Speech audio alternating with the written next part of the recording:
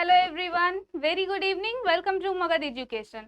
तो आप लोग को जैसा इंट्रोडक्शन क्लास में बताया गया था कि आज से हमारा बीपीएससी सेट स्टार्ट होगा प्रीवियस ईयर का। तो आप लोग को इंट्रोडक्शन में बताया गया था कि कैसे कैसे हम लोग पढ़ाएंगे, कैसे कैसे स्टार्ट करेंगे, सबसे पहले कौन सा सब्जेक्ट होगा, ये सारा कुछ डिटेल में बताया गया था। तो आज हम लोग इस लेक्चर में स्टार्ट करेंगे अपना प्रीवियस ईयर बीपीएससी का सेट, जो कि एंशिएंट हिस्ट्री से स्टार्ट होगा। सबसे पहले हम लोग आप लोगों को बताया गया था कि सारे सब्जेक्ट को डिवाइड करके पढ़ाया जाएगा। पहले हिस्ट्री का तीनों पार्ट आपका एंशिएंट, मिडाइवल और मॉडर्न दिया जाएगा, फिर एक बार ज्योग्राफी, पॉलिटी, इकोनॉमिक्स, ऐसे करके सारा आएगा, है ना। तो देखिए हम लोग हिस्ट्री से स्टार्ट करते हैं। हिस्ट्री में आपका सबसे पहले क्या करवाया जाएगा? एंशिएंट हिस्ट्री करवाया जाएगा। देखिए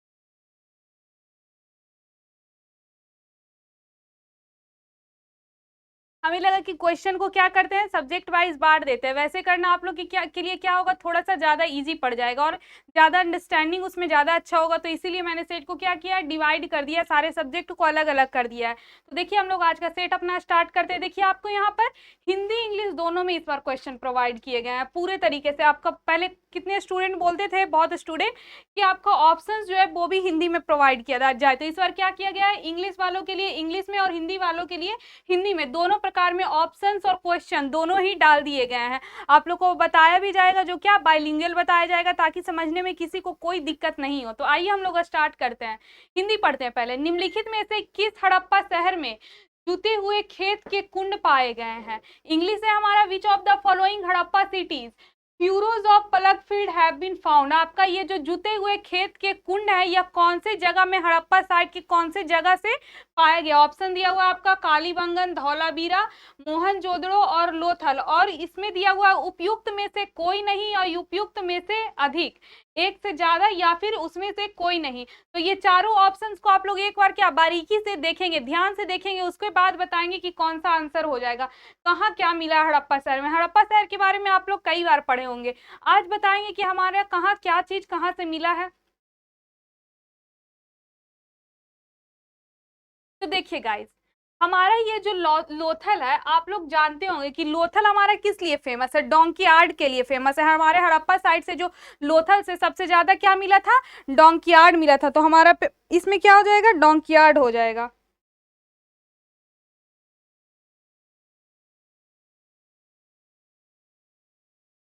मोहनजोदड़ो से क्या मिला था? ये मोहनजोदड़ो आपका ग्रेट बाथ के लिए फेमस है। इसे मॉन्ड ऑफ डेथ भी कहा जाता है ना। किसके लिए फेमस है? ग्रेट बाथ के लिए।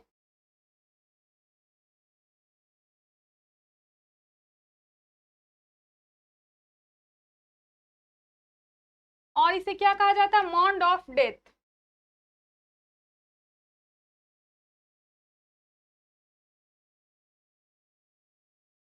धौलावीरा में आपका क्या पाया गया था पता है? तो यहाँ यूनिक वाटर हार्नेसिंग सिस्टम पाया गया था। क्या पाया गया था? Unique water harnessing system.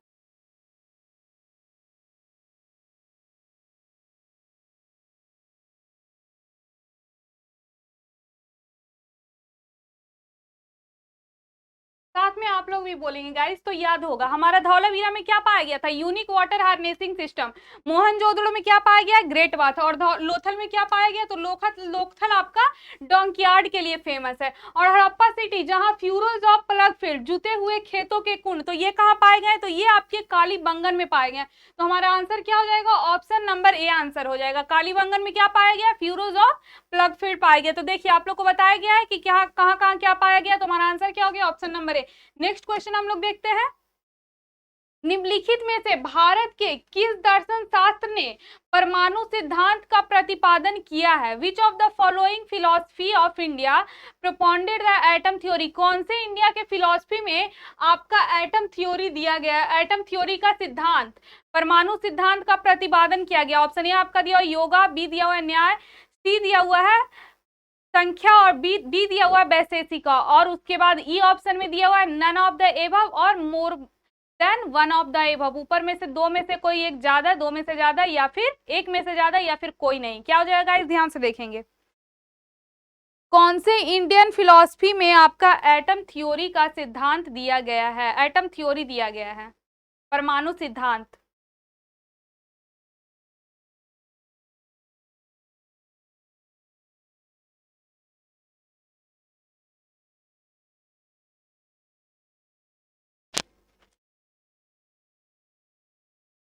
देखिए गाइस, हमारी इंडियन फिलॉसफी है जो ऑर्थोडॉक्स इंडियन फिलॉसफी, इसके 6 स्कूल, कितने मेजर स्कूल है? 6 मेजर स्कूल,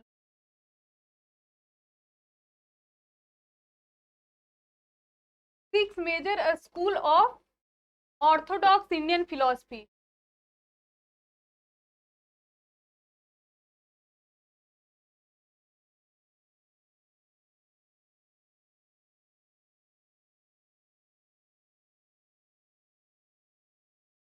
कौन कौन है ये भी देख लेते हैं।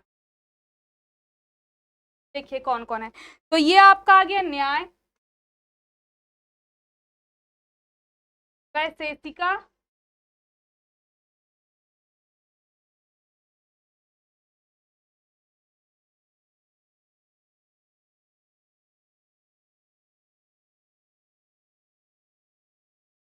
न्याय वैशेषिका हो गया, और फिर संख्या,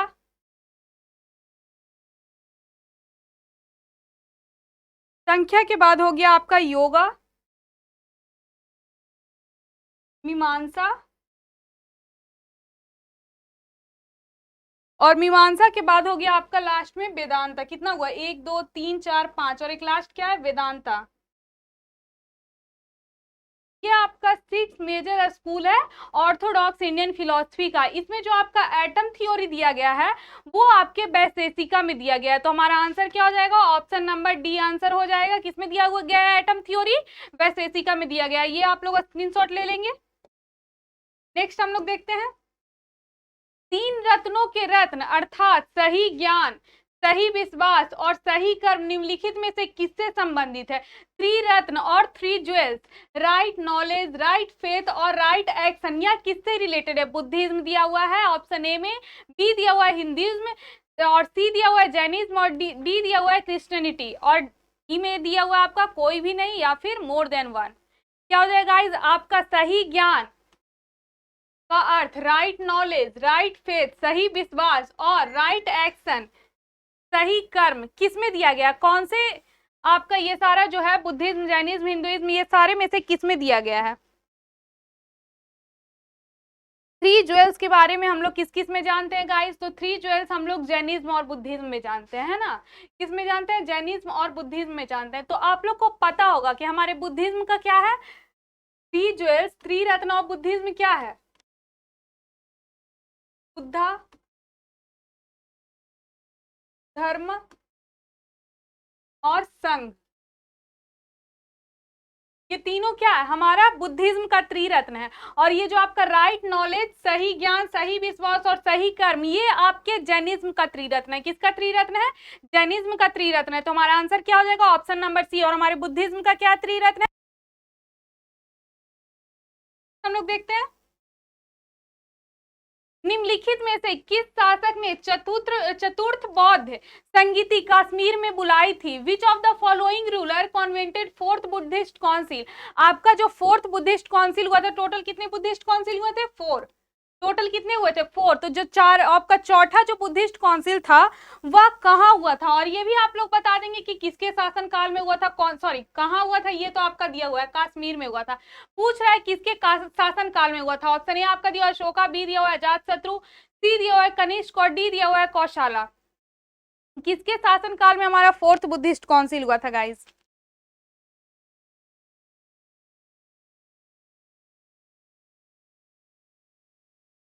तो देखिए, आपका जो फर्स्ट बुद्धिस्ट काउंसिल हुआ था ये अजात शत्रु के टाइम में हुआ था। कहाँ हुआ था?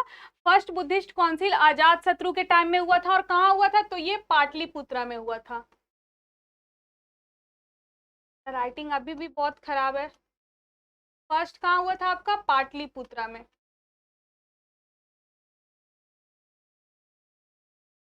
सेकेंड बुद्धिस्ट काउंसिल किसके टाइम में हुआ था? तो सेकेंड आपका कालाशोक के टाइम में हुआ था।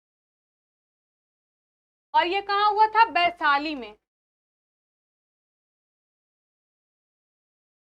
थर्ड बुद्धिस्ट काउंसिल टोटल कितने थे? 4 थे। आपका तीनों हुआ, 2 हुआ अभी तक। फर्स्ट पाटलिपुत्रा में हुआ था अजात शत्रु के टाइम में, और दूसरा हुआ था वैशाली में कालाशोक के टाइम में, और तीसरा हुआ था आपका अशोका के टाइम में। तीसरा कब हुआ था? अशोका के टाइम में। और कहाँ हुआ था? तो ये आपका भी हुआ था पाटलिपुत्रा में। कहाँ हुआ था? पाटलिपुत्रा में। अशोका के टाइम में जो आपका बुद्धिस्ट काउंसिल हेल्ड किया गया था वो कहाँ हुआ था? पाटलिपुत्रा में।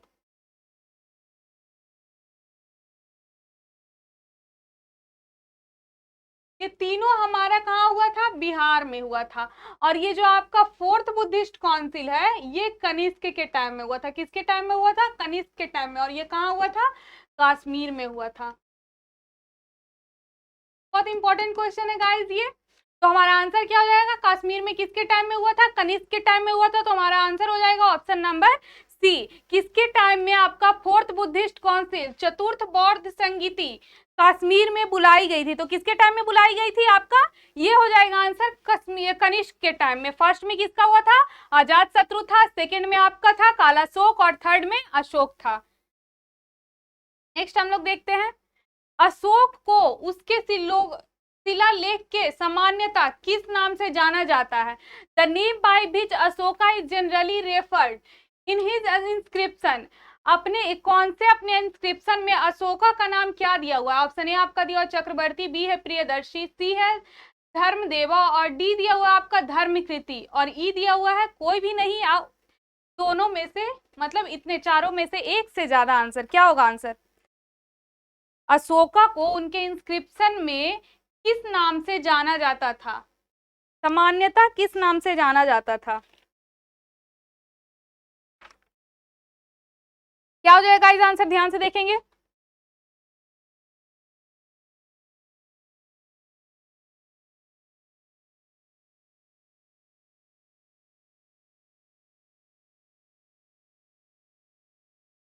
देखिए गाइस क्या हुआ था, 1915 ईस्वी में पहली बार एक इंस्क्रिप्शन खोजा गया था आपका मास्की गांव के रायचूर डिस्ट्रिक्ट, कर्नाटक के मास्की गांव के रायचूर डिस्ट्रिक्ट में आपका पहली बार एक इंस्क्रिप्शन खोजा गया था।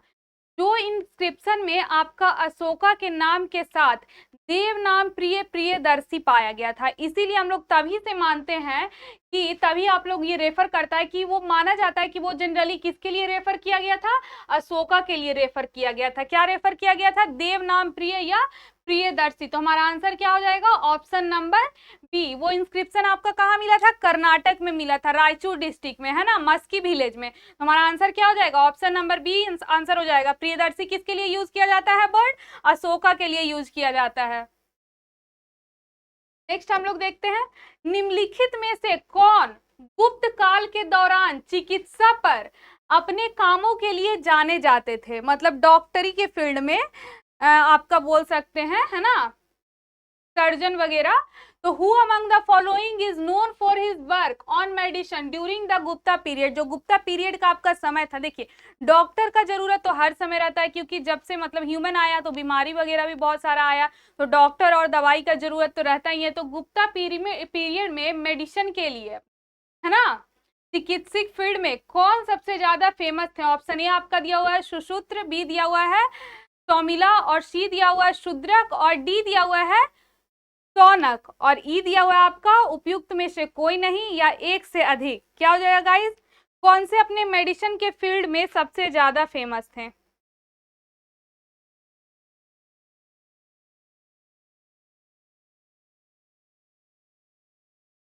गुप्ता काल के दौरान अपने मेडिसिन पर काम करने के लिए कौन फेमस थे? मतलब मेडिसिन के फील्ड में कौन फेमस थे?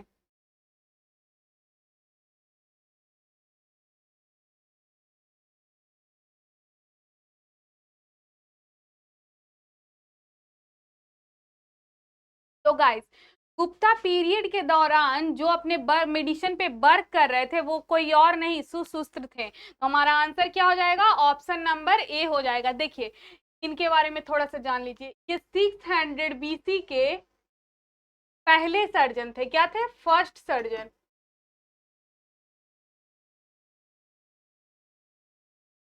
और इन पर एक बुक भी लिखा गया है, सुसूत्र संहिता, एक सर्जरी बुक है जो कि किसमें, कौन से लैंग्वेज में है? संस्कृत लैंग्वेज में। सुसूत्र संहिता टेक्स्ट बुक है सर्जरी पे। संस्कृत लैंग्वेज में।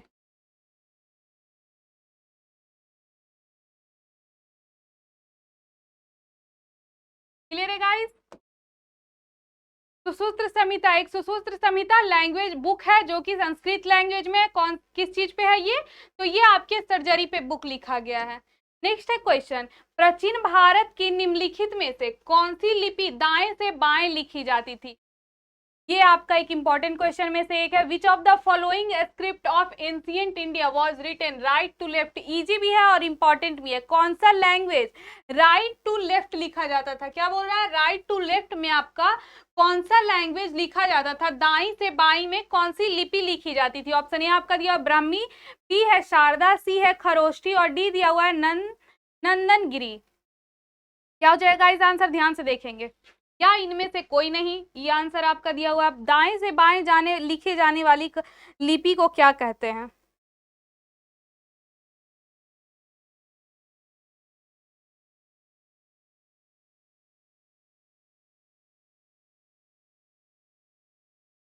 क्या हो जाएगा इस?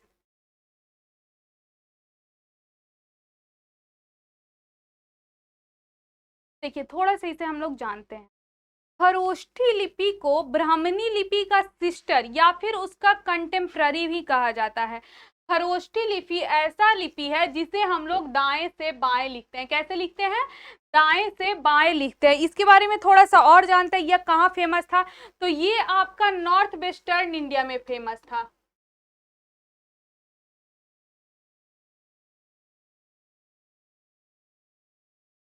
नॉर्थ वेस्टर्न इंडिया के गंधारा में।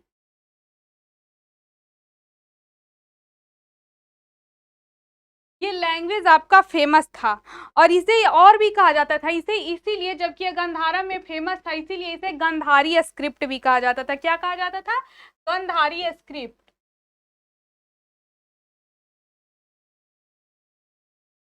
हमारी दाएं से बाएं लिखे जाने वाली लिपि, राइट टू लेफ्ट, कौन सी हो जाएगी? खरोष्ठी लिपि हो जाएगी। आंसर क्या हो जाएगा? ऑप्शन नंबर सी आंसर हो जाएगा। ये किसकी सिस्टर है?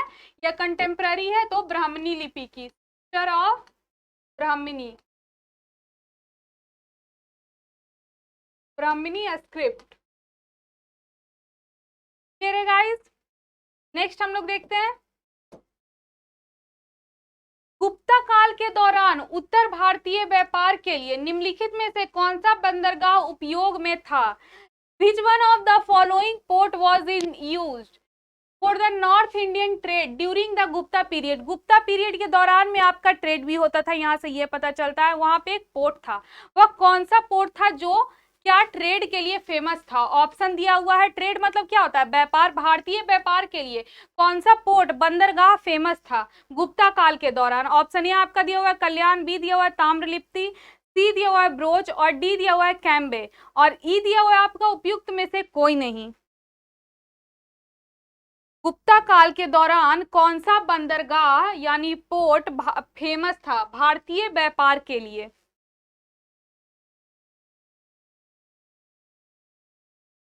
तो गाइस हमारे गुप्ता काल के दौरान जो आपका पोर्ट फेमस था वो कोई और नहीं बल्कि ताम्रलिप्ति था। कौन सा था? ताम्रलिप्ति था। तो हमारा आंसर क्या हो जाएगा? ऑप्शन नंबर बी आंसर हो जाएगा। देखिए हम लोग नेक्स्ट देखते हैं, भारत में पशुपालन और कृषि का सबसे पहला साक्ष्य कहाँ मिला था? देखिए जैसा कि आप लोग जानते होंगे हमारे इंडिया में बहुत सारे एनिमल की पूजा भी की जाती है ना। मतलब हमारे इंडिया में मेनली मतलब कोई भी चीज हो गया, आपका पानी वगैरह हो गया, नदी वगैरह भी हो गया, बहुत सारे हम वातावरण को हम लोग में पूजा जाता है। पेड़ पौधा हो गया, बहुत सारे हम लोग बहुत सारे पेड़ पौधे की पूजा भी करते हैं ना।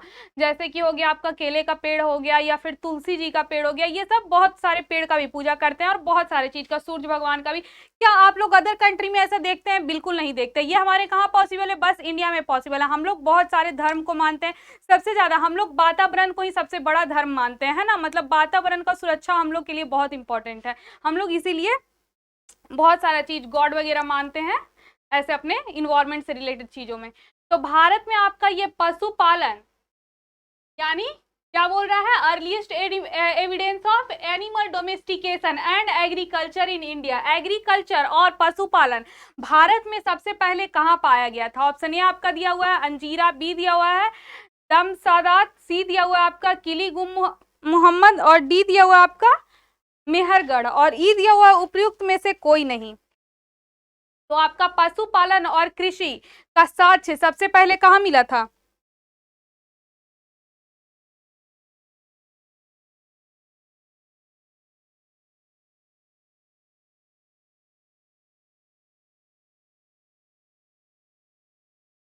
तो देखिए गाइस, लगभग 6,000 से 8,000, सॉरी 8,000 से 6,000, 8,000 से 6,000 बीसी के दौरान मेहरगढ़ में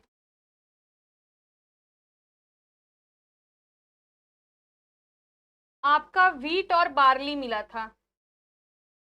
वीट और बार्ली। और जानवर में क्या, ये आपका था कृषि में, एग्रीकल्चर में क्या मिला था? वीट और बार्ली मिला था। और एनिमल में क्या मिला था? तो सिप और गोट मिला था। सिप और गोट मिला था, ये आपका मिला था मेहरगढ़ में। फर्स्ट डोमेस्टिकेशन यानी पहला पशुपालन और कृषि, इसका सबसे पहला साक्ष्य कहाँ मिला था? तो इसका सबसे पहला साक्ष्य आपका मेहरगढ़ में मिला था। तो हमारा आंसर क्या हो जाएगा? ऑप्शन नंबर डी आंसर हो जाएगा। कब मिला था? तो लगभग 8,000 से 6,000 बीसी के दौरान मेहरगढ़ में। और क्या मिला था? तो आपका एग्रीकल्चर में यानी कृषि में वीट और बार्ली मिला था। और जानवर में क्या मिला था? एनिमल में सीप और गोट मिला था, भेड़ और बकरी मिला था। क्लियर है गाइस? नेक्स्ट हम लोग देखते हैं क्या बोल रहा है। पेरिप्लस ऑफ द एरिथ्रीन सी किसने लिखी? आपका ये बुक है, who wrote Periplus of Ardern सी। एरिथ्रीन सी की आपका पेरिप्लस ऑफ अर्देन सी किसके द्वारा लिखा गया? ऑप्शन ए आपका दिया हुआ है सीटीसियस, बी दिया हुआ है प्लिनी, और सी दिया हुआ है टॉलेमी, और डी दिया हुआ है स्ट्रैबो, और ई दिया हुआ है इसमें से कोई नहीं। ये आपके कुछ यूरोपियन नाम है, इंडियन से तो कहीं से लग नहीं रहे थे। हमारे इंडिया में कैसा नाम होता है? तो इंडिया में हमारा नाम होता है मतलब क्या बोल सकते हैं, भोला, और हो गया चिंटू, है ना, यही सब नाम होता है। बहुत अजीब अजीब नाम होता है हमारे इंडिया में, मतलब बहुत कॉमन कॉमन नाम होता है, कुछ भी बोल सकते हैं, ढुलनवा, ऐसा ऐसा कुछ नाम होता है। लेकिन ये सब आपका क्या है? यूरोपीय नाम, विदेशी नाम। विदेशियों का नाम देखिए, मतलब कैसा एकदम अलग अलग नाम लग रहा है, एकदम लग रहा है कि नाम से ही रिस्पेक्ट दिख रहा है पूरा एकदम। क्या फ्लिनी, टॉमेली, ऐसा ऐसा नाम है, मतलब नाम से ही लग रहा है कि कितने पढ़े लिखे लोग होंगे। और हमारे इंडिया में कितने भी पढ़े लिखे लोग आपको मिल जाए, मतलब नाम से नहीं लगेगा। नाम से लगेगा ये क्या पढ़ा लिखा होगा, मतलब बोल लीजिए अब भोला नाम रख देगा, शंभू नाम रख देगा, ऐसा लगेगा ना कि कोई पढ़ा लिखा तो ये बिल्कुल नहीं होगा। सब कुछ ये कर सकता है, ये जरूर खेती करता होगा, है ना, मतलब खेत मतलब गाय भैंस चराता होगा, ऐसा समझ लेगा, सब एकदम नाम पे जाएगा। कभी भी हमारे इंडिया में नाम ये सब सुने हैं कि एकदम नाम से आपको लगता है नहीं ये आदमी बहुत इंसान पढ़ा लिखा होगा, इसका नाम बहुत अच्छा, ऐसा बहुत आपको रेयर मिलेगा, बहुत कम मिलेगा। अगर मान लिए जाए किसी के मम्मी पापा मतलब अपने बच्चों पे ज्यादा प्यार आ गया, उसका नाम भी अच्छा रख दिए, आस पड़ोस आपका दोस्त हो गया, नाम बिगाड़ने में सबसे पहले आगे होगा, मतलब आपका नाम तुरंत बिगाड़ देगा, सोच लेगा कि मेरा नाम अच्छा नहीं है तो इसका नाम कैसे अच्छा हो सकता है, ऐसा सोच के आपका नाम क्या कर देगा? पूरी तरीके से खराब कर देगा, है ना। तो मतलब क्या है, अपना नाम अच्छा रखने का कोशिश करेंगे। मम्मी पापा नहीं अच्छा रखेंगे, क्या करेंगे? मम्मी पापा से बड़ा होकर बोलेंगे मेरा नाम चेंज करवा दीजिए, स्कूल में हम आ गए हैं और मेरा नाम अच्छा नहीं है, ऐसा मतलब होना चाहिए भावना, है ना। नहीं तो बाद में फिर वही होगा, आप कितने भी बड़े आईएएस आईपीएस कुछ भी बन जाइए, लोग क्या समझेंगे कि क्या ही पढ़ा लिखा होगा, इसका नाम तो शंभू है, भोला है, पता नहीं क्या क्या है, विष्णु है, मतलब भगवान के नाम पे, हमारे इंडिया में भगवान को सब बहुत मानते हैं, भगवान के नाम पे नाम रख देते हैं, है ना। तो देखिए आप लोग बताएंगे पेरी प्लस ऑफ अर्जेंसी किसके द्वारा लिखा गया था?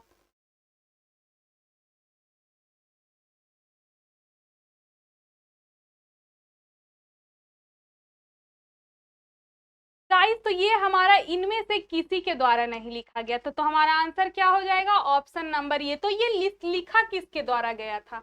आप लोग बताएंगे, किसी को आता है ये किसके द्वारा लिखा गया था? ये हमारा हिपैलस के द्वारा लिखा गया। या किस चीज पर आपका बुक लिखा गया था? इसमें स्टोरी क्या था? तो इसमें आपका स्टोरी था रोमन साम्राज्य और पूर्वी दुनिया के बीच में समुद्री व्यापार की जो परिस्थिति थी ना उस टाइम, उसको वर्णन करने का। किसको किसको बीच के? तो रोमन साम्राज्य, रोमन साम्राज्य और पूर्वी व्यापार, कहाँ? और पूर्वी दुनिया,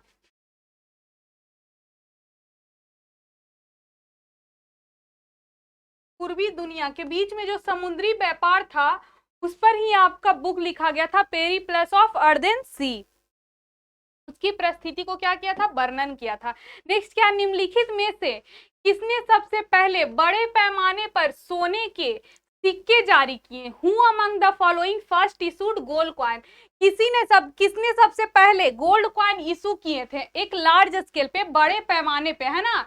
कितने बड़े पैमाने पे? ऑप्शन है आपका दिया हुआ है पुष्पमित्र शुंगा, बी दिया हुआ है मिनेंडर, सी दिया हुआ है आपका बीमा कटफिसेस, और डी दिया हुआ है गौतमी पुत्र सतकर्णी, और ई दिया हुआ है इनमें से कोई नहीं या एक में से ज्यादा, more than one of the above. किसके द्वारा गोल्ड कॉइन आपका बड़े पैमाने पर यूज किया गया था गाइस?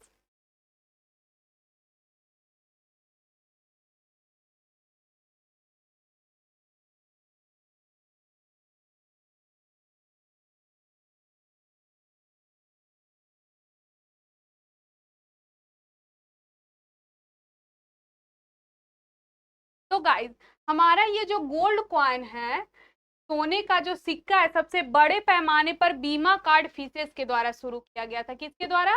बीमा कार्ड फीसेस के द्वारा। ये कौन थे? तो ये आपके कुषाण रूलर थे।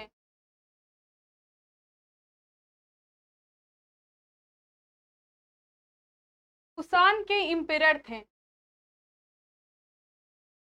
इन्होंने लार्ज स्केल पे क्या किया था? गोल्ड कॉइन स्टार्ट किया था। नेक्स्ट है स्वर्ण भूमि के शासक जिसने नालंदा में एक बौद्ध मठ की स्थापना की और अपने राजदूतों के माध्यम से देवपाला से इसके रखवाले के लिए 5 गांव दान देने के लिए अनुरोध किया था। ध्यान से क्वेश्चन पढ़ेंगे। The ruler of Swarna Bhumi who founded and Buddhist monastery at Nalanda, किसके द्वारा खोजा गया था? तो a ruler of Swarna Bhumi, and requested Devapala से रिक्वेस्ट किया गया था अपने एम्बेसडर को भेज कर कि उन्हें क्या दान दे? उन्हें 5 विलेज इसकी रखवाली के लिए दान में देने का अनुरोध किया था, मतलब रिक्वेस्ट किया था। ऑप्शन ए आपका दिया हुआ है धर्मेंद्र, और बी दिया हुआ है आपका संग्राम धनंजय, सी दिया हुआ है बालपुत्र देव, और डी दिया हुआ है आपका चूड़मनी वर्मन, और ई दिया हुआ है इनमें से कोई नहीं या मोर देन वन।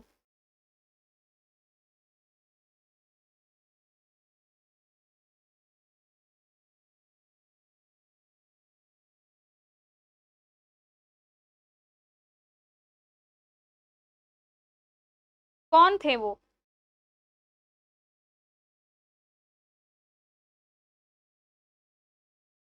तो देखिए आपका ये जो नालंदा में बुद्धिस्ट मॉन्स्ट्री खोजा गया था, ये आपके स्वर्ण भूमि के रूलर बालपुत्र देव के द्वारा खोजा गया था। किसके द्वारा खोजा गया था? बालपुत्र देव के द्वारा खोजा गया था। इन्होंने अपने अम्बेसडर को देवपाला के पास भेजा था और उनसे रिक्वेस्ट किया था। अम्बेसडर को बोला था कि उनसे रिक्वेस्ट करना, अपना मतलब बात कहा था कि हमें क्या चाहिए? 5 विलेज चाहिए। किसके लिए? जो हम लोग ये नालंदा में बुद्धिस्ट मॉन्स्ट्री ये खोल रहे हैं उसकी मतलब रखवाले के लिए, है ना, रख रखाव के लिए। इसीलिए क्या भेजा था? अपने एम्बेसडर को भेजा था। क्लियर है गाइस? Any issue? नेक्स्ट अगला क्वेश्चन क्या कर रहा है? सिंधु घाटी सभ्यता की सबसे महत्वपूर्ण विशेषता क्या है?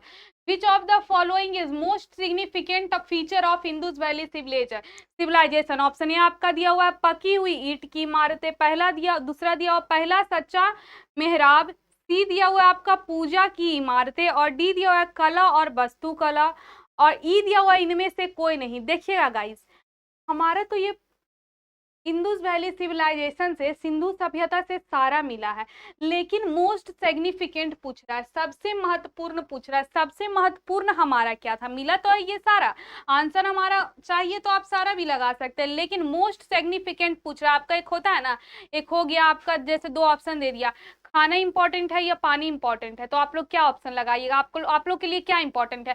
खाना के बिना आप लोग रह सकते हैं 2 दिन, पानी के बिना रह पाइएगा? नहीं रह पाइएगा। उसमें बोल दे कि पानी जरूरत है, सबसे ज्यादा इंपॉर्टेंट है, या हवा? तो इंपॉर्टेंट तो दोनों है, लेकिन आप लोग पानी के बिना 4 घंटे 5 घंटे रह सकते हैं क्या? बिना हवा के आप लोग 4 घंटे 5 घंटे रह सकते हैं? बिना ऑक्सीजन के नहीं रह सकते। तो वही आपका ये ऑप्शन दे रहा है, मोस्ट सिग्निफिकेंट पूछ रहा है, सबसे महत्वपूर्ण आपका सिंधु सभ्यता के दौरान क्या था?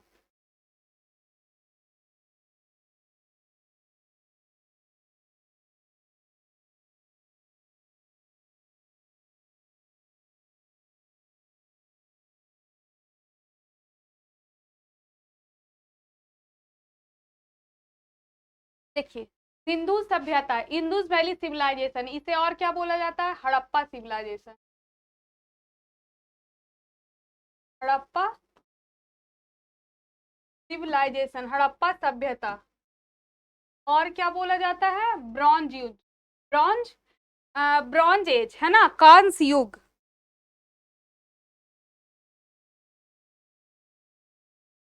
ये आपका कहाँ फैला हुआ था? आपका ये जो इंडस वैली सिविलाइजेशन था, या क्या कहाँ फैला हुआ था आप लोग को पता है? या मेनली आपका साउथ एशिया में फैला हुआ था। साउथ एशिया के कौन से रीजन में? तो ये साउथ एशिया के नॉर्थ वेस्टर्न रीजन में फैला हुआ था।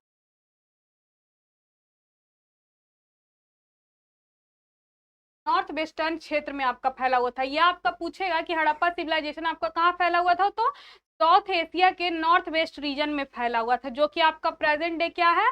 प्रेजेंट डे आपका ये अफगानिस्तान और पाकिस्तान में पड़ता है। अफगानिस्तान के नॉर्थ ईस्ट में, अफगानिस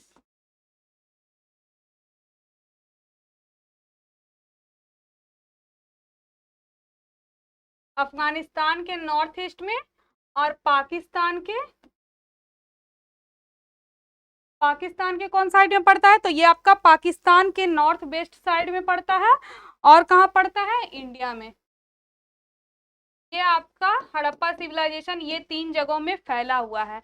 और ये सबसे इसका सिग्निफिकेंट फीचर क्या था? तो आपका हड़प्पा सिविलाइजेशन के बारे में सुने होंगे हम लोग को, पका हुआ ईंट, उसका इमारत सबसे इंपॉर्टेंट था। उस टाइम में भी क्या मिलती थी? हमारी पकी हुई ईंट की एविडेंस मिली है, उसकी इमारतें मिली है। तो सबसे इंपॉर्टेंट हमारा क्या रहा हड़प्पा सिविलाइजेशन के दौरान? यही रहा। तो हमारा आंसर क्या हो जाएगा? ऑप्शन नंबर ए हो जाएगा। नेक्स्ट हम लोग देखते हैं, मेगास्थनीज किसके राजदूत थे? Megasthenes was the ambassador of, आपके जो मेगास्थनीज इंडिया आए थे, या किसके राजदूत थे? ऑप्शन ए आपका दिया हुआ है सेलिकस, बी दिया हुआ है अलेक्जेंडर, सी दिया हुआ है डेरियस, और डी दिया हुआ है यूनानी, और ई दिया हुआ इनमें से कोई नहीं। मेगास्थनीज किसके एम्बेसडर थे?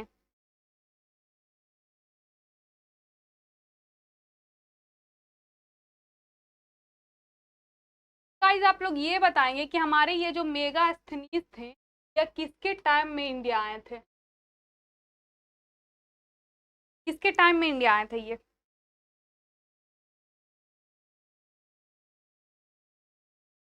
तो गाइज ये जो हमारे चंद मेगास्थनीज है ना, ये चंद्रगुप्त मौर्य के टाइम में इंडिया आए थे। किसके टाइम में आए थे? चंद्रगुप्त मौर्य।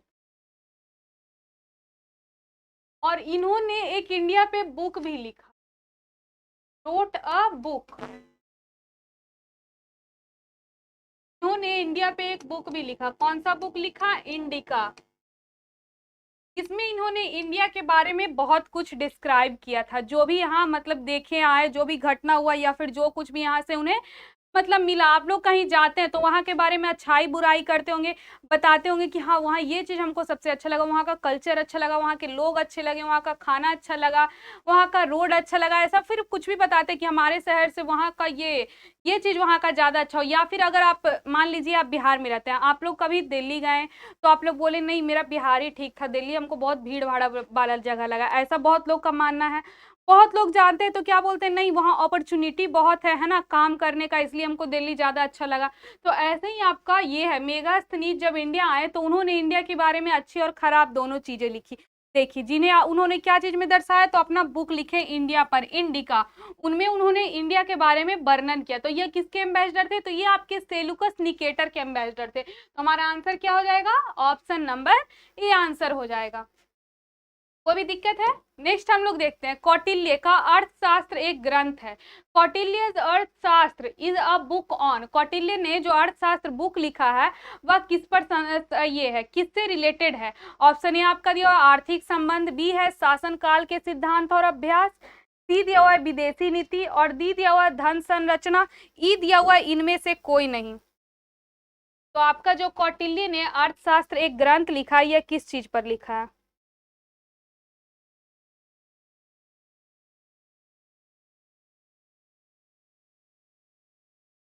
कौटिल्य को हम लोग चाणक्य भी बोलते हैं। क्या बोलते हैं? चाणक्य।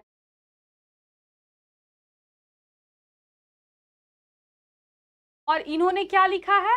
तो इन्होंने अर्थशास्त्र बुक लिखा है, जो कि आपका प्रिंसिपल और प्रैक्टिस ऑफ स्टेट क्राफ्ट पर लिखा है, शासन काल के सिद्धांत और अभ्यास पर। ना कि ये आप लोग समझ लें अर्थशास्त्र है तो आर्थिक संबंध लगा दें। ये आंसर क्या हो जाएगा? गलत हो जाएगा। तो हमारा आंसर क्या होगा? ऑप्शन नंबर बी आंसर हो जाएगा आपका। जो कौटिल्य ने अर्थशास्त्र एक ग्रंथ लिखा है वो शासन कला के सिद्धांत और अभ्यास पर आधारित है।